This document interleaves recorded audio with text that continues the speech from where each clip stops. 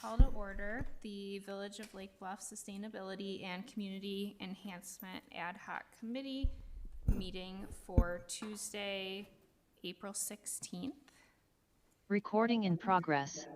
And we'll start with a roll call vote. Member Busio? Present. Member Cole? Present. Member Hance is not here at the moment. Member Richer? Present. Member Twishel? Present. And Chair Renner let us know that he would be absent. And we have a quorum. In Chair Renner's absence, a chair pro tem will need to be established. Member Twishel is the longest standing member. So if there's any motion to establish. So moved. Okay. All in favor? Aye. Aye. All opposed? All right. Motion passes. All right, great. So the first thing is the consideration of our February 20th meeting minutes. If anyone's willing to make a motion to approve those. Motion to approve. Thank you. Second. All right, all in favor? Aye. Aye. We did Terrific. Big accomplishment, guys. So the next agenda item is if we have any visitors present who want to make any public comment. So I don't know if we have anybody online. We do not. Okay. So I think we can move on. So then we'll move on to general business. And we have a guest speaker with us today about the National Pollutant Discharge Elimination System. So for point source pollution, you have to have a permit. And so that's what this is. So Dan Bound? Yep. Bound Thanks. is joining us from Baxter and Woodman to talk to us about the village's NPDES permit that we've had for a long time. Good. Yeah, thank you. Thanks.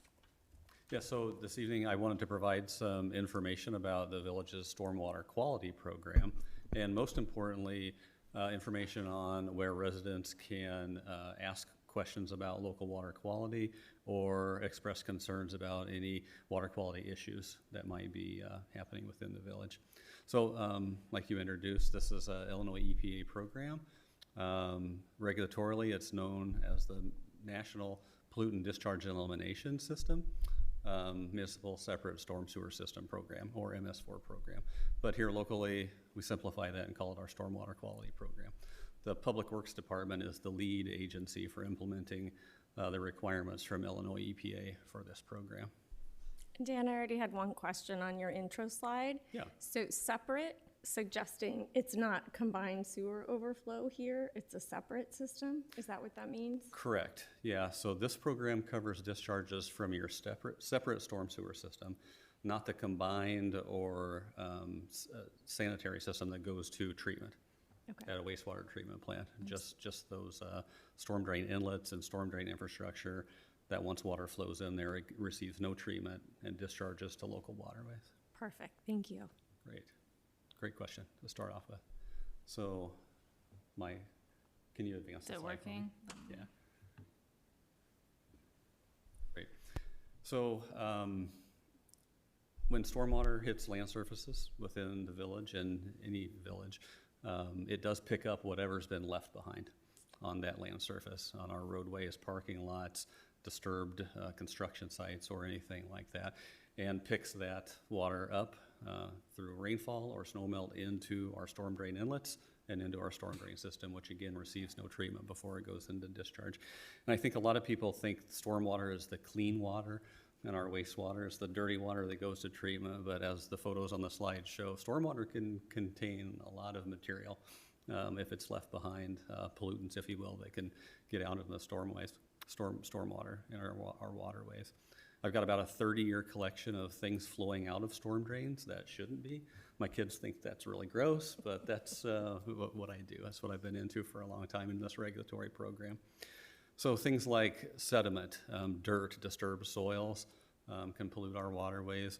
Nutrients like phosphorus or nitrogen from fertilizers or other chemical compounds can get into our waterways if misused, handled, or spilled. dissolved metals, bacteria, any detergents or oils or greases from washing equipment, vehicles, maintenance of equipment can get into our waterways. And then just general trash and debris from parking lots, roadway surfaces can be discharged into our inlets by stormwater and get out into our waterways. So the village is required by the Clean Water Act and Illinois EPA to implement programs, practices, activities to protect local water quality, to prevent pollutants from getting into our storm drain system to the maximum extent practicable through this program. And the village complies with this program, with this permit from Illinois EPA and all of its requirements for things like pollution prevention practices, water quality monitoring, and taking a look at storm drain outfalls annually to see if there's any illicit connections or dumping or discharges happening, staff training so that our staff know the right way to do municipal practices, handle chemicals and wastes. And then there's lots of documentation and reporting that goes along with the program as well. I'll get into some of that here. But bringing this home, locally to the village, there are waters on Illinois EPA's list of impaired waters, what they call their 303D list. So Illinois EPA does water quality monitoring, and they get water quality information from other agencies and produce the list of impaired waterways. And near shore of Lake Michigan, the Skokie River and Pettibone Creek are on the impairment list for Illinois EPA's impaired waters. And they're impaired for water quality issues like nutrients, too much phosphorus at times going into our waterways, chlorides, primarily from road salting in the wintertime. Salt is sodium chloride. Once it dissolves, there's free chlorides. At times, not enough dissolved oxygen in these waterways, and excessive levels of nutrients and not enough dissolved oxygen do go hand in hand. They work, together to cause those issues. At times, too much sediment, dirt, or just free-flowing sediment within our creeks and streams. And then at times, too high of fecal coliform counts. And what fecal coliform is an indicator of bacteria for potential pathogen issues in our waterway. So if fecal coliform levels are high, it could mean if someone was wading, swimming, playing in a creek or a waterway and they ingested some water, they could get an illness from that water. So fecal coliform is a good measure for that. Dan, if you go back just a second. Yeah. Clara, what is, on the map there, what is those indicating there, those Illinois HCCD 4? The small numbers? Yeah. Those are reach designations. So every reach of a stream or a creek has a numeric code associated with that 2-mile segment or 5-mile segment that have been defined by the water quality monitoring program. And in our community, do we have those, and how many of them? How many stream reaches? Yeah. Or yeah, so the ones that are shown on the graphic there are the identified stream reaches for Skokie River and Pettibone Creek. Okay. Yeah. How many exactly? I don't know. There are several. In Lake Bluff proper, do you know? Yeah, every stream is divided up into segments and then coded. Okay. So it's across multiple communities. All the waterways are inventoried that way. Okay. All right. But only select ones are on the impaired waters list that have been monitored and shown to have excessive levels of pollutant issues. And I apologize if everyone else knows this, but where is Pettibone Creek? That's a good question. Wondering the same thing. Yeah, we can look that up by the end of the meeting. Yeah. Pick it up now. Let's see if we can find that. Yeah. Pettibone Junction. I think I see it. Let's see. Let's see if we can find it. Oh, excellent. There's. It's all. It says it's in North Chicago near the Naval Station. Oh, okay. Yeah. Okay. Okay, but it's in Lake County, which is why I suppose it's listed. Oh yeah, I see it. Yeah, it's So, north of the golf course on Green Bay. I see. At least that's what I have. Yeah, it's. Maybe yeah. it's the little bridge you go over on Green Bay Road. No, that's No, it train looks to track. be. It looks tiny. No, further north. There's two of them from what I can see. Before you get to the Shoal campus, There's one in the Shore Acres Golf Court, and then there's one. This one is in Tangley Oaks, the one I'm looking Yeah, at. that's Yeah. what I'm looking at. There seems to be two of them listed here on Google Maps. You know the big pond that's in front of Tangley Oaks Mansion? the Philip Armor Mansion? Drive. Yeah. Yeah. That's the creek. okay, Okay. Yeah. all right, Good to thank know. you. Yeah, thanks for looking that up. It could look like two of them because it may go underground Oh, at some yeah. point. Yeah, Yeah. and then I come- would guess that that's what it is. Yeah, Yes. probably. But it is very small. Yeah. And these three are on the list because the village's stormwater is tributary to those waterways. Yep. So as far as documentation, which I mentioned, there's three primary documents that have to be produced to implement the local water quality program. One is a stormwater management program plan. One is a notice of intent to comply with all of the requirements IEPA has in this permit program. And the other is annual reports that go into IEPA to describe what programs have been implemented to help protect local water quality. And All- what's the duration of a stormwater management plan? Is this 5 years or 10 years? or Good 2 segue years? to the next slide. Okay, Yeah, I'm perfect. gonna get into that. But first, I just wanted to mention that all of these documents are located on the village's Stormwater Solutions website. And now we'll dig into each of those a little bit more. So Illinois EPA tries to get a new permit out every 5 years. So it's sort of a 5-year, renewal program. So every 5 years you have to issue, or the village has to issue a notice of intent to comply with the new permit and any new requirements that may be in it. I like to call this the what document, what the village is gonna do to comply with the water quality programs. The second document, the stormwater management program plan, it's the how document. So how are the village departments gonna work together to cover all of the different requirements that are within the program? And it's usually only put together once every 5 years. So when you get a new permit, you see what you have to do, you put together a stormwater management plan, and then post that on your website. And then the annual reports are annually. They go into IEPA every June 1st, so that's coming up pretty quick. And it's the what did we do and how did we do document. So you got the requirements. The annual report talks about, or says all of the programs and activities that the village did to comply with those requirements. The image there just shows the top of last year's annual report that went into Illinois EPA. So all of these documents are on the village website, including the last 5 annual reports. 5 years of reports always have to be on the website. Great. So the permit from IEPA talks about minimum control measures, and there's 6 of them, but I just like to call them program areas. So there's several requirements in this program that the village has to implement, and they're in these categories, these 6 program areas. First one is public education and outreach on stormwater impacts, making sure that local residents know how different chemicals or activities might affect water and water pollution issues. The second is public involvement and participation, inviting the public to be active and engaged in the program. And this presentation tonight helps meet the requirements of that public involvement and participation element. The third is illicit discharge detection and elimination. The main priorities in this section are the village having a storm drain system map, so we know where storm drains are, where they outfall to, what receiving streams, and looking periodically for any evidence of illicit discharges, spills, or improper connections to the storm drain system.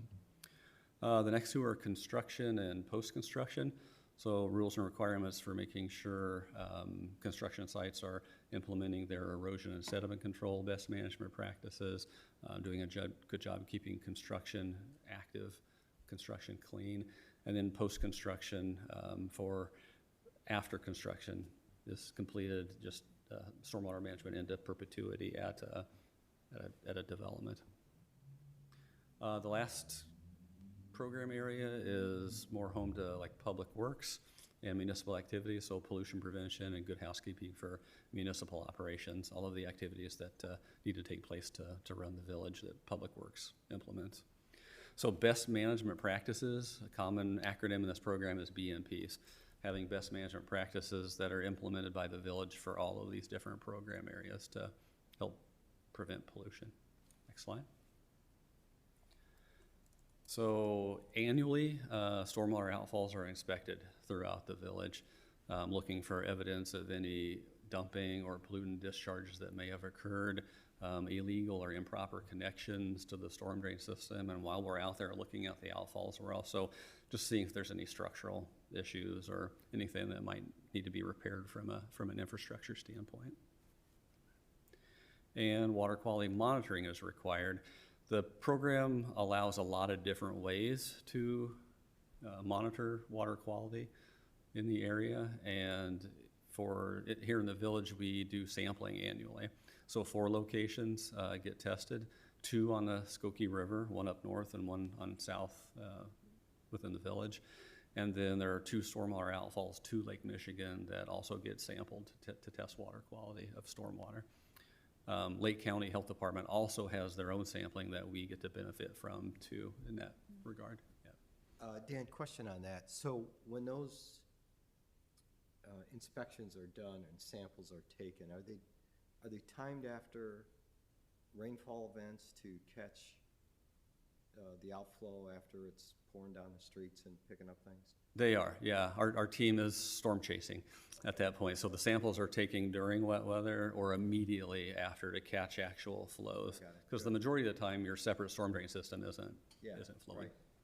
Right. And so is it just once a year or multiple times? We do it 1 time a year.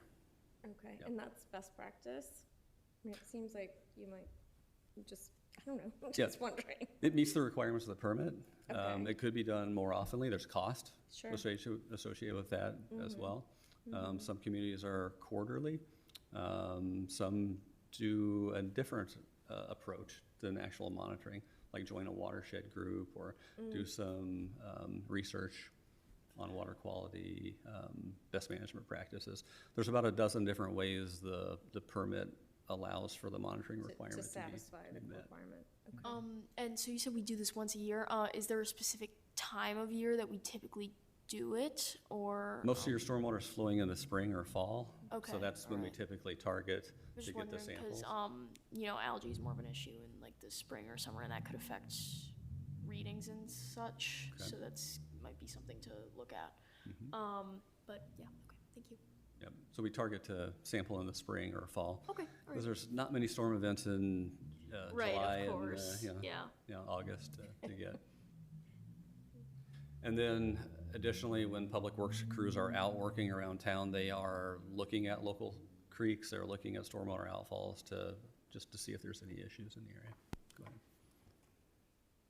So speaking of those staff, there is an annual training requirement that we implement for all public works staff doing maintenance activities throughout the village, and we train them on pollution prevention, best management practices for building and fleet maintenance and park maintenance, storm drain system maintenance, and taking care of our roads and highways for winter de-icing.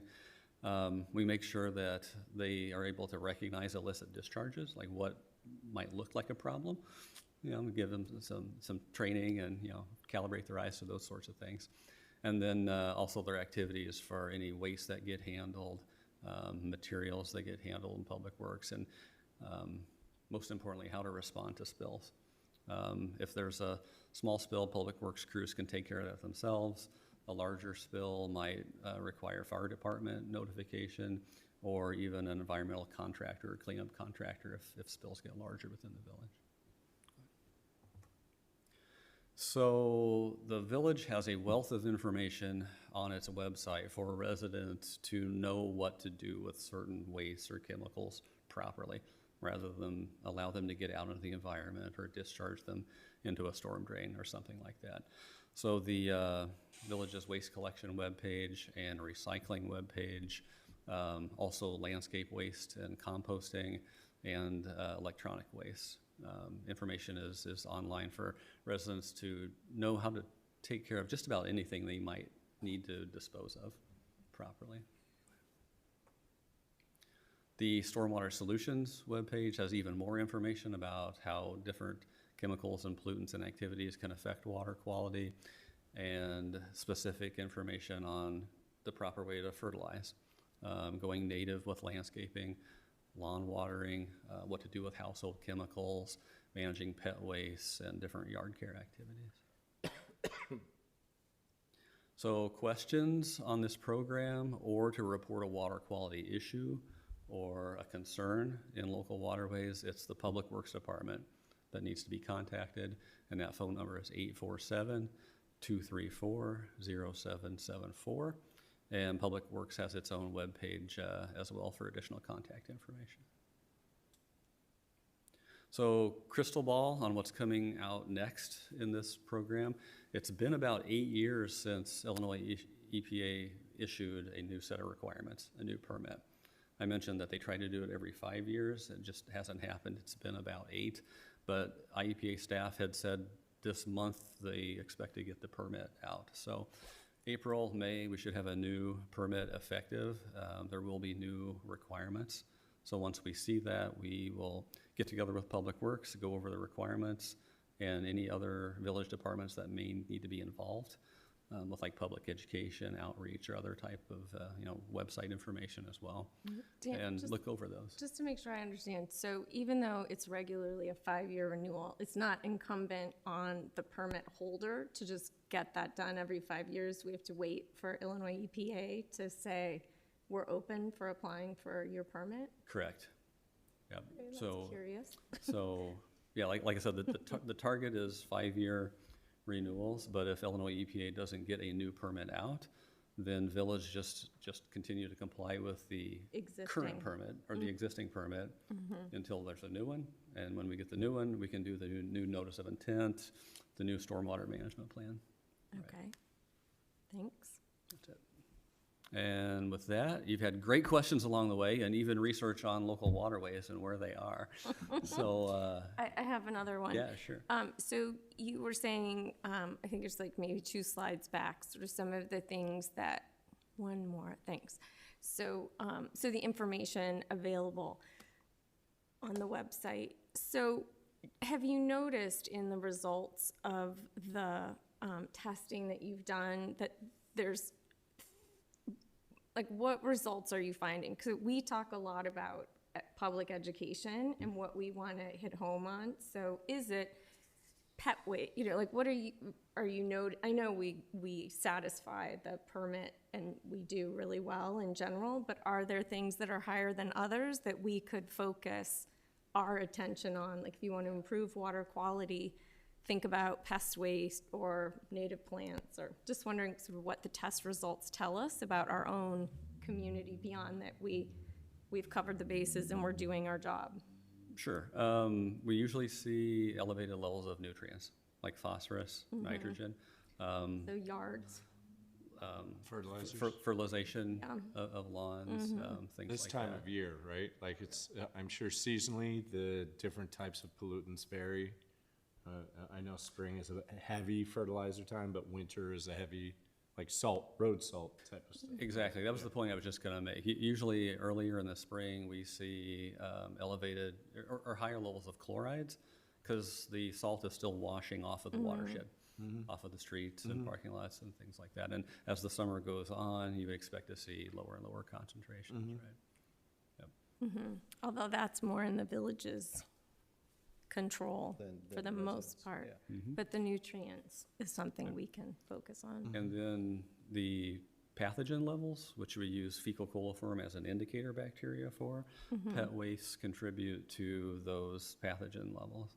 Yeah. So making sure people know that it's not okay to Just leave the pick poop up dog waste. I have seen people pick up after the dog and then walk over a storm drain inlet and drop it. So that's what we're trying to prevent. Do you know, and Claire, you might know this, do all storm drains in Lake Bluff drain to Lake Michigan? There's, I believe this is a completely separate storm drain system community. So all wastewater goes to treatment, all stormwater is separate and goes to surface waters. surface But I think waters it to design. depends. What's it I think east of Green Bay Road, I it was goes about to say, to Lake yeah, Michigan, and west Green of, Bay Road is a goes to Skokie. divider in terms of watersheds, so. Right, it's the highest point in the village, but the Exactly. storm systems, or the storm drainage systems may not have been designed that way. They would, it wouldn't make sense to design two separate drainage systems. Right. With the initial design, it feels like they would do one and drain it to the lake, Yeah. so. So this is I don't know if that's interesting, true. Yeah, this is interesting good to know. timing, and I don't know if everyone is aware of the deep tunnel project that the village is planning. yes. And I had a question for Dan on the concentration of stormwater discharge. So Lily and Dell's ravine, the village owns 16 feet of that in the bottom.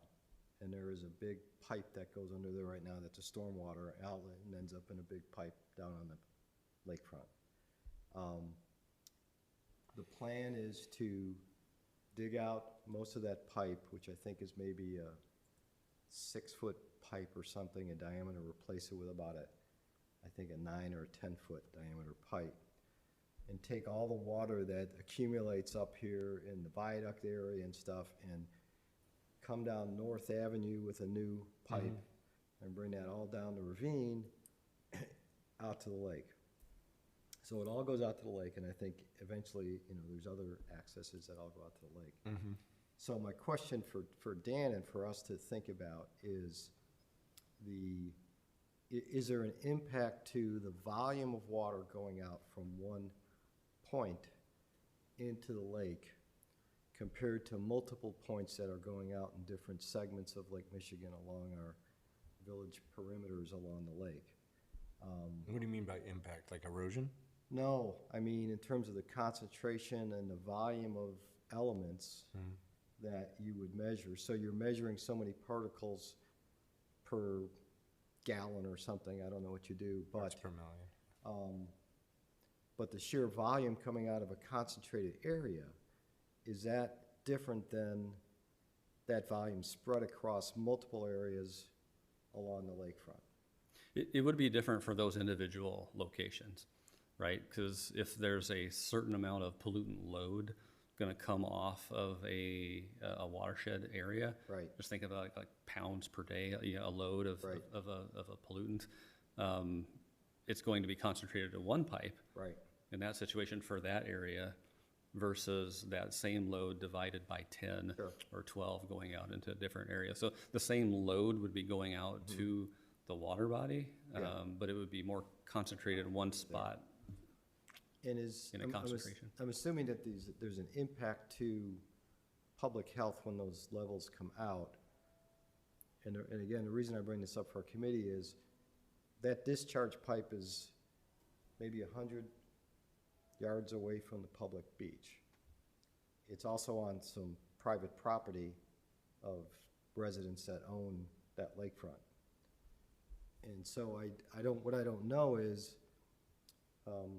if, does the village monitor, Clara, you may know this, but at the public beaches, we monitor, I'm sure, water quality. Daily, Make I sure believe. it's safe for that and stuff like that, I think there are monitoring stations from the county that measure it daily, especially in the swimming season. in the swimming seasons. Okay.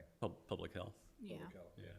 So I'm assuming the village with this plan that I've been talking about is gonna have to meet watershed requirements for water quality as they have before.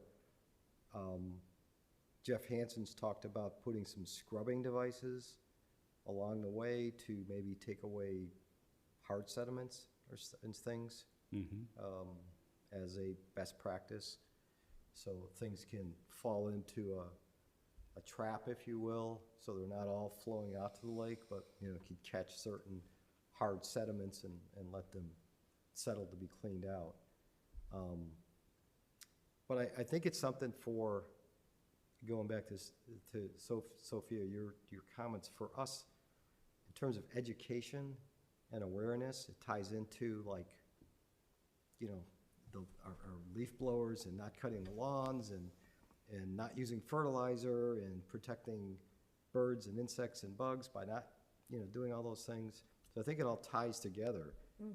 But I think we have space to improve upon the community education and awareness versus just saying it's on a site.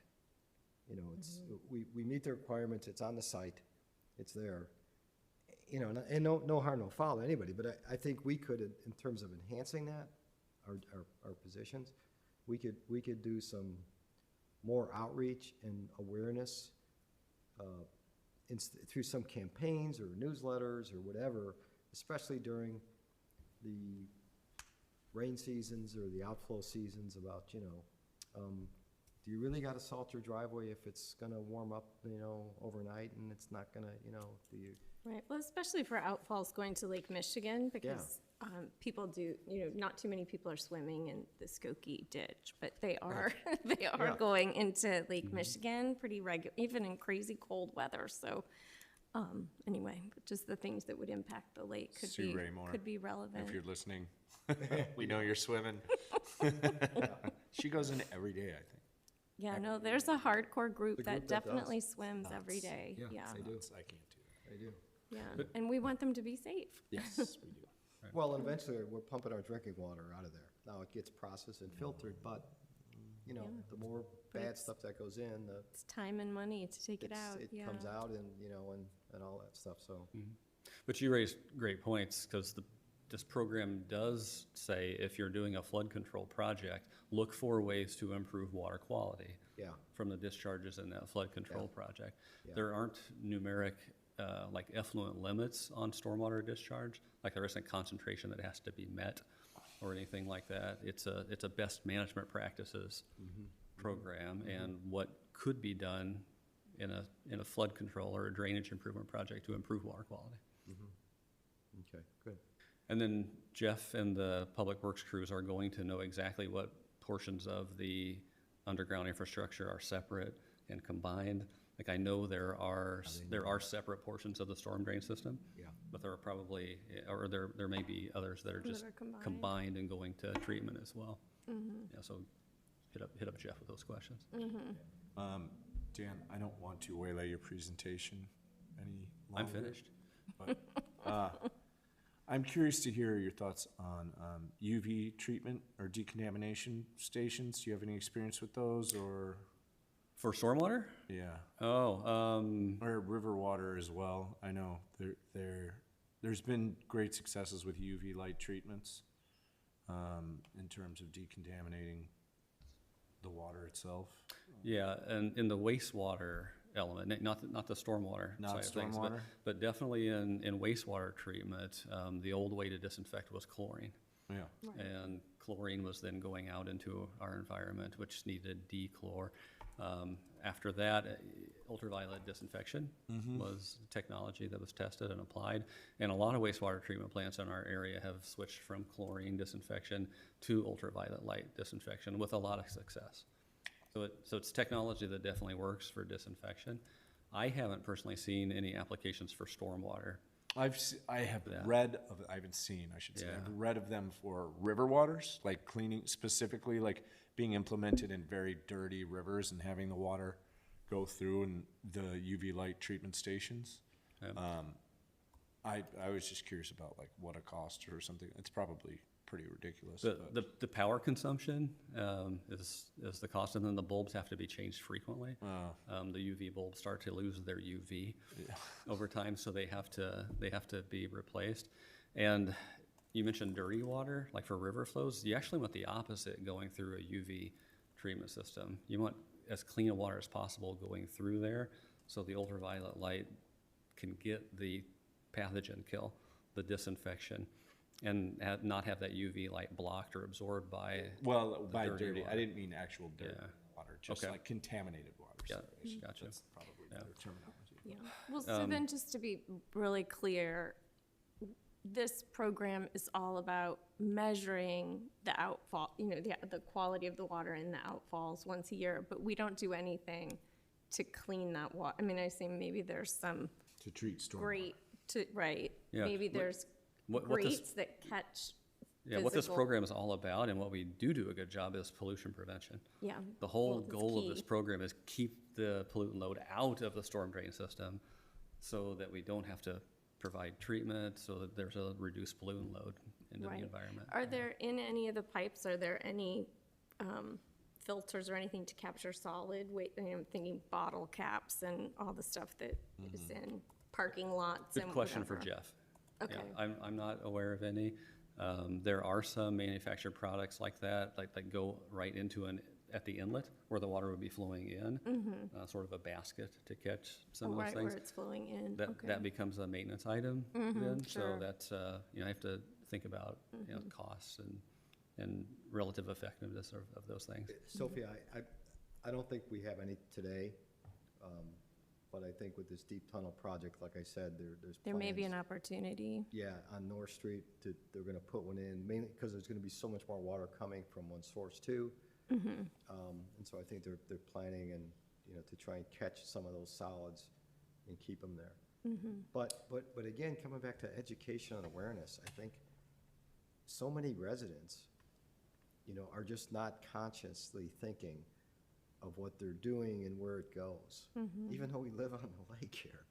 But that, when you're washing your car with a phosphate detergent, or you're using chemicals to clean your aluminum wheels and you rinse it on your driveway, that's gonna go somewhere. Yep, That's exactly. it's gonna go eventually into the stormwater. So I just don't think people, like so many things, are aware of the implications of some things that are so simple for them to just think about. And I think we have the opportunity to raise that level of awareness, to Exactly. improve that. Because once there is no filtering there. I mean, there's no treatment of the stormwater. Right, And right. it's so. I've had a sneak peek at the new permit that's coming out from Illinois and EPA on the requirements, and a couple of the requirements are right on topic with what you're saying there. We're gonna be, within the village, we're gonna be asked to come up with 3 new education topics for residents and 3 new education topics for commercial industrial businesses. And we get to decide, which is nice. What are our local water quality concerns? What are our sampling and our monitoring telling us? And what could we do to improve existing best management practices or develop new best management practices for those 2 groups? So we can be responsive to our own specific results. Right. Yeah, that's great. I can't imagine anything that we could create education-wise for residents that hasn't already been created. There's a lot of information on your own website and others. Yeah. It's a big borrowing program for sure, for education. But on the commercial industrial business side of things, there is some new ground to cover there. I would imagine that some of your businesses in the village don't know you can't wash things outside into the storm drain system, or grease trap maintenance and things like that. So there's, or just basic trash and debris control. Yeah. Just sweeping the parking lot and the dumpster enclosure and just keeping that area clean, so. Does IEPA provide any templates for education materials? US EPA does, yes. Okay, even though IEPA, they delegated this program to IEPA? Correct. Yep. Okay. Good references and information from US EPA, and then some of the larger city national programs, especially the coastal cities, have some great public education materials that can totally be borrowed. Yeah. Yeah, that's great. And tailored to our village. Yes, at some point there was a campaign, because there's, some of the drains say drains to lake. Some of them are around in Lake Bluff. The storm drain inlet stamping. Yeah, the Yeah, no stamping. dumping, drains to lake. Yeah. Exactly, right. yeah, there's some of Yeah, those you around see from a I don't few know of 'em. when. Yeah, you see Yeah. a few of them. One of the photos I had on my earlier slide was the result of somebody washing out their paint bucket and paint rollers Oh, yeah.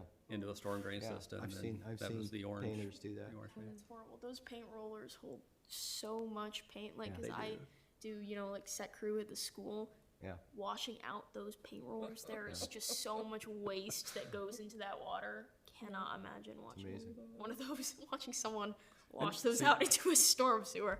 And there's lots of best management practices that talk about that specific thing. Try to wring the roller back out into the can. as much as possible, yeah. and use it on the wall, and then Absolutely. wash. Yeah, Yeah, after that. that's great. Does anyone have any more questions for Dan? This was really informative, so thank you for letting us Sure. pepper you with a million And when the new permit comes out, I will come over and meet with Jeff, and we'll Perfect. be going through things. That's terrific. Thanks so much. Yep, thank you. Thank you. Thank you.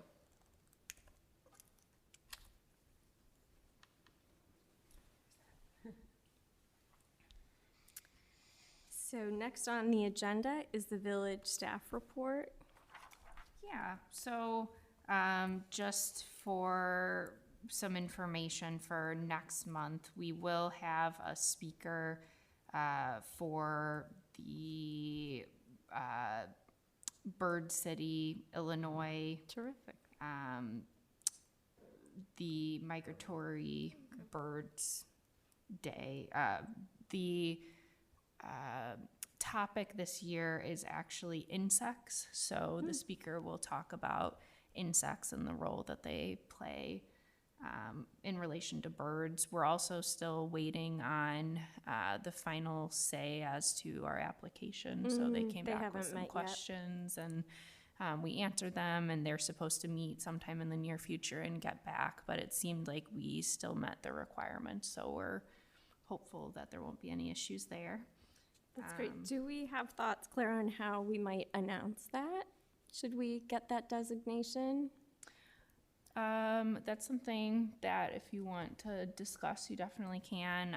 We can put it on our website. We can put it in our e-news, both as options. If there's anything above and beyond that, Yeah. we'd definitely be open to that. Yeah, it would be fun to brag about it. Do we know who the speaker is about insect-bird connections? We do. Let me see if I can find that really quickly. If it happens before the meeting, I think we should all dress as our favorite birds when we come to the meeting. Can't wait to see yeah. your Right? outfit. It would be awesome. Big bird. Big bird? Yeah. Oh, there you go. The penguin? I mean, we would take a picture, it would go. So, yes, it is Marianne Aileen from, she's with the University of Illinois. She'll Oh, be coming terrific. up to speak. That's great. Just Thank in you for. time for the cicada hatch, too. We can ask her all Yeah. kinds of cicada questions. Absolutely. And she is a PhD in the Department of Entomology at the So funny, is University she of Illinois. Urbana-Champaign? Yeah. That's where I'm going to college. That's Oh, crazy. Congratulations. Thank you. Hey, Yeah, wow. Just a that's funny. cocktail. That's great. So yeah, that is to come next month. So that will be exciting. And then And that will be for our meeting. yeah, that'll be for our meeting. I am bringing my cicada questions. Oh, yeah. Cicadas are awesome. I'm so excited. I know, but this is going to be like a mega hatch, not Yeah. like the ones we've had. And you in the can past. see in, some of the holes. You can see where they're coming up, testing and going back down. back the dirt. In like central southern Illinois, that's where the broods are going to overlap, right? Because there's two of them, so that's going to be like cicada central. It's awesome. Tastes like potatoes, guys. Bring your favorite recipes. Bring my All right, cicada sorry, Claire, we cookbook. keep. Oh no, that's okay. That's okay. And then, as we know, Chair Renner wasn't here today, but him and I will meet sometime, hopefully within the next month, to discuss the model lighting ordinance, so we can move further along with that. I'm not sure if that will be on the agenda next month or sometime in the upcoming months. That next steps for that will be discussed, definitely. It's good because I still have about 2 hours left on that video that you shared for the ordinance. About It's not 30 even 2 minutes hours through it, long. and then I was like, I got stuff to do. And then bike planning will resurface again Yes. as well. I had another question and it's gone. It'll come back.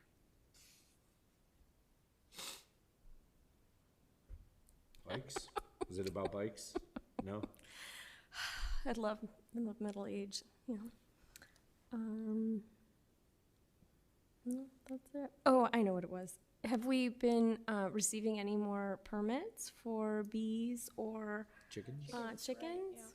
So not at this point. We just renewed all of the licenses. That's done on great. an annual So basis. did everybody come back and wanted to renew? Oh, that's Yeah. great. That's great. Okay, good news. Yeah. So that's what I have for our report. One thing I'd like to bring up, and it's kind of a challenge that we're constantly coming across, is like, how do we get information out to the community about what we're doing, right? Right. Beyond just like, join our meeting, or here's the agenda, or the notes, or the stuff like that. And I wanted to suggest, and this is something the Park District does really well, is those big old signs that they have, like for instance, at 176. Like, could we potentially have one outside of City Hall here with a message of the month of this month we're talking about Bird City USA, and next month we're talking about the gas-powered blower ban, and this month we're talking about protect our ravines, and just something that's stable, stands outside, and people are familiar with, that is in a centrally located area within the village, that will draw attention to get whatever message that we want to get out. Because I know not everybody gets the newsletter. I know not everybody visits the website, but I guarantee you almost everybody walks around downtown Lake Bluff.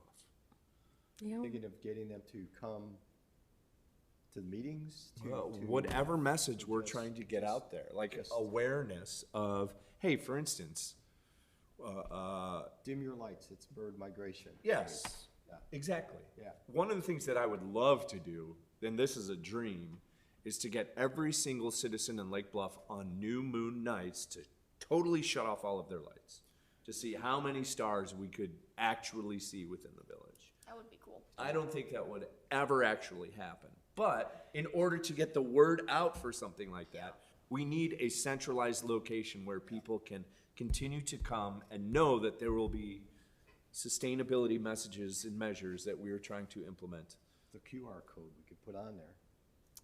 Yeah, Well, that's. the QR code means then we it gotta can- do a digital site or something, you No, know? no, no, the site just with a QR code. with it, Yeah, it exactly. could To link like to- poster or something, having a link message to- about like. Link to the details of, what the Bird City USA thing can- is. Or we could just have a poster that says it all right there, you know?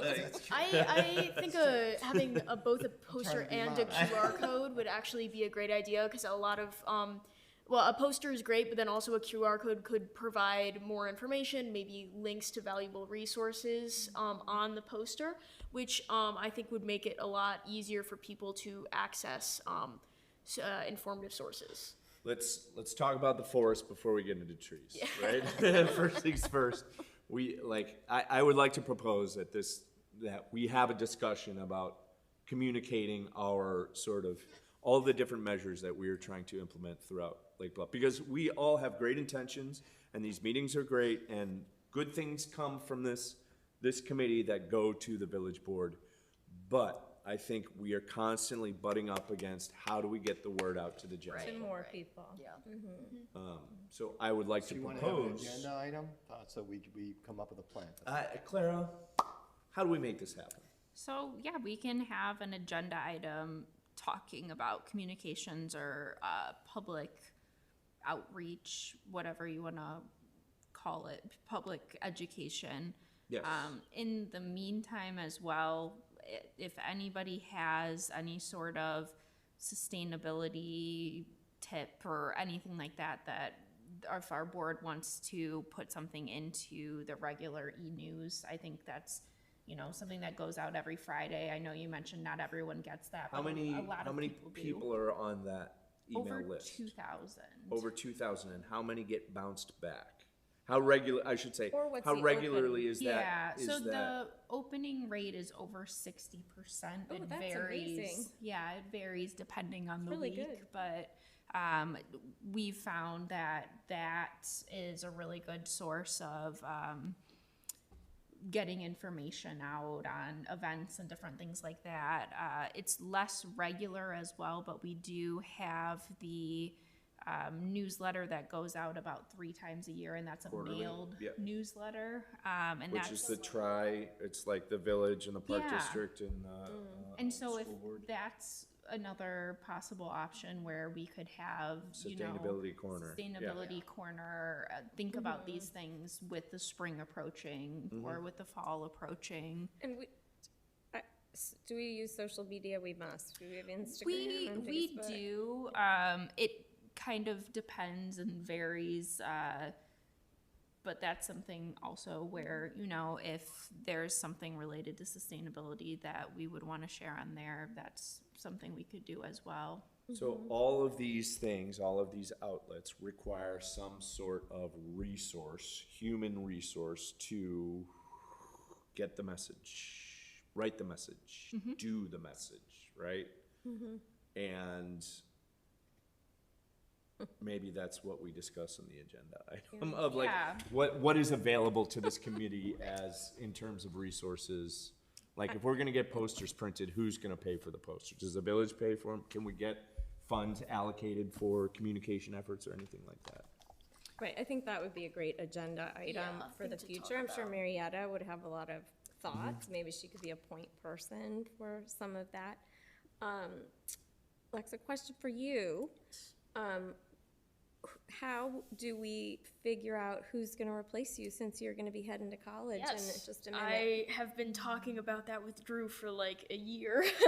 I run the Women in STEM club at my school, so I'm going to reach out to some of my underclassmen and see if any of them would be interested.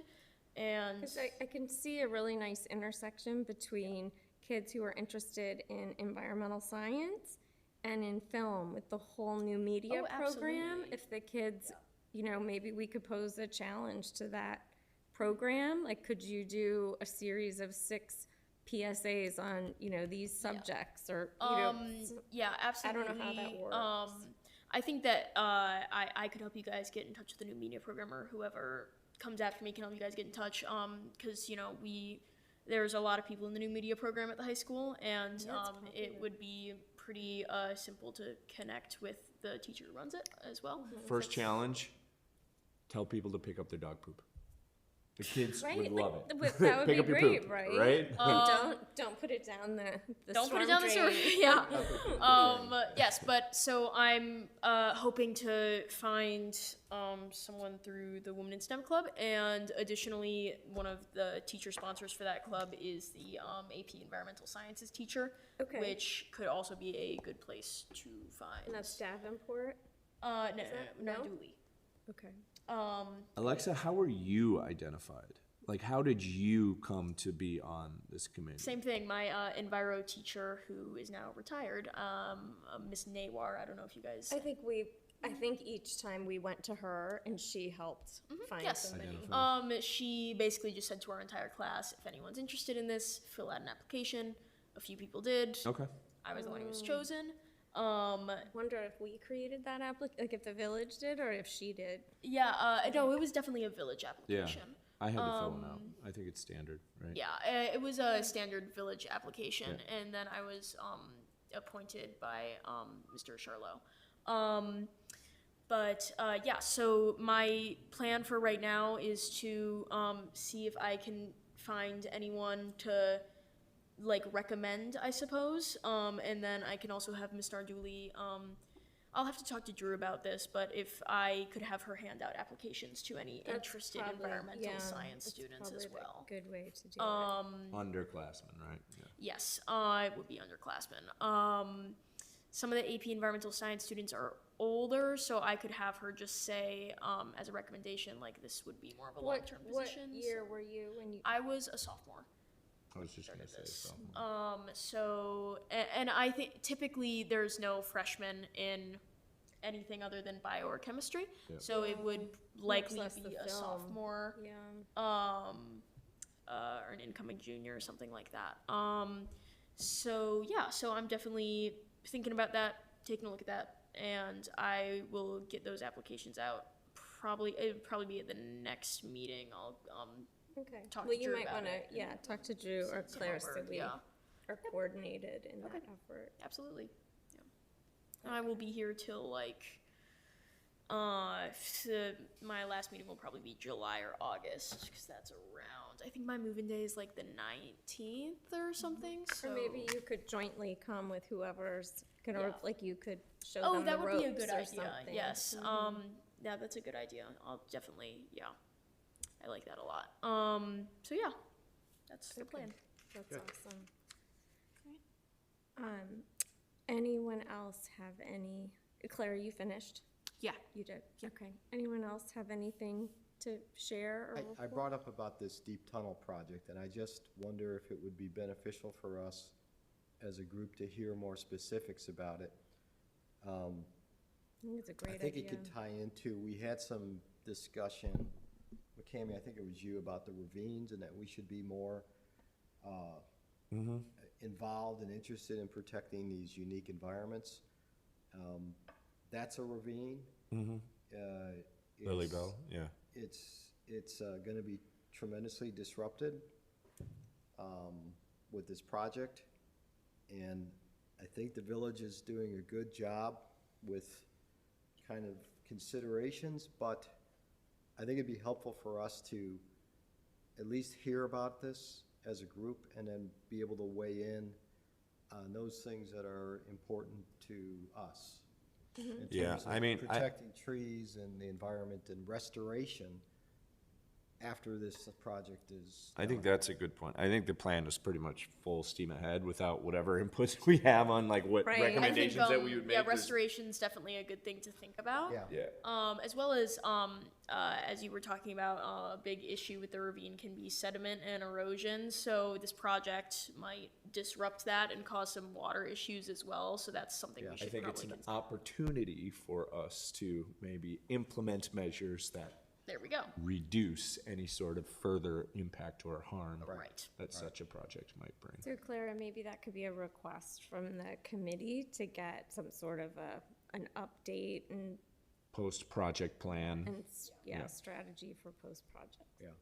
For a future agenda. It's years away still, but Oh, yeah. the plan is being firmed up with the engineering group. I've got a meeting tomorrow actually with Jeff on it and the engineering group. I'm a property owner that'll be impacted. But as a committee, I think it's important for us to just, make sure we can do everything we can to weigh in terms of, critical thinking, best practices on this. The engineers are dominating the project and, they're Not exactly environmentally minded. It's not how they're wired. No, usually. actually, a good thing to No offense to people present. Yeah. Some of us are. Yeah, Yes, yeah. some of us Present are. company And excluded. I'll tell you, they've been very good so far in open and Yeah. listening and considering things. One thing about the engineers, I work at an engineering firm, so I have like a lot of experience with that. It would be good to, if anyone, I don't know if anyone here has contact with an engineering firm, but environmental engineering is, a thing. So you should maybe check if they have an environmental engineer, or even just someone who majored in environmental engineering at the firm. For example, the CEO of my boss at my engineering firm, he majored in environmental engineering. Now he is now he does, leadership stuff, but he does civil projects. Yeah, good So, idea. so you should check if they have anyone with environmental engineering experience who could perhaps help with those concerns. Yeah. They mentioned part of the stormwater quality program is construction Yes. Right. and control of sediment. and Yeah, exactly. things like that. Right. If the construction for that deep tunnel project disturbs more than an acre of land, a separate permit from Illinois EPA is required. Required. For stormwater pollution prevention. It's the general stormwater Yeah. construction permit. Right. So that would have to be obtained. I'm sure. Yep. I'm sure. If it doesn't disturb more than an acre of ground, then it's up to the village to make sure. Oh, it's gonna disturb more than an acre. Oh, yeah, if you add all Two, the. Oh, yeah. It's gonna disturb all of North Avenue, I think. Yeah, it will. It will. Okay, that's good to know. Speaking of stormwater, you guys see the video out of Dubai today?